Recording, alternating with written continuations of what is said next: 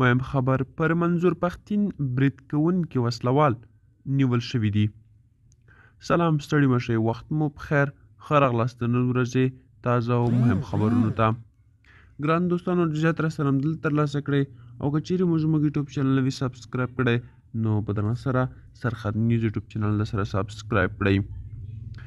د پښتون ژغورنې غورځنګ د رهبرۍ غړي زکیم خان وزیر په خپل فیسبوک لیکلي چې د خیبر په جمرود کې د قومي عدالت جرګې په میدان کې د چارو تر پیل وروسته بیرته د ستنېدو پر مهال منظور پښتين د وسلوالو د یوې ډلې لخوا څارل شوی و او ګواښ خل شوی دی.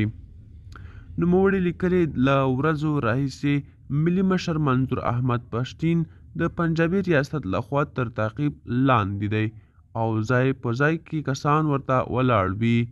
نن د خیبر د افتتاح نه وروسته په لاره کې څو کسان چې وسلې هم ورسره وي په موږ پسې وو. وروسته بیا څو کسانو د پېښور حیات آباد بنګش مارکیټ سره نږدې په ملي مشر د برید هڅه وکړه، خو د پښتون ژغورنې غورځنګ ملګرو لخوا دغه کسان له وسلو سره یو ځای ونیول شول. د قومي عدالت جرګې ته د قومونو او بیلابیلو اقشارو د دعوت پر مهال دا څویم ځل دی چې منظور پښتين څارل شوی او د هغه د وژلو هڅه شوې ده. ګران دوستانو، دا و د نن چمتو شوی ویډیو. که چیرې غواړئ نور هم داسې تازه او مهم خبرونو څخه خبر شئ نو همدا اوس سره سرخر نیوز یوټیوب چینل سبسکرایب کړئ. تر بیا خیر چارې، ښه وخت.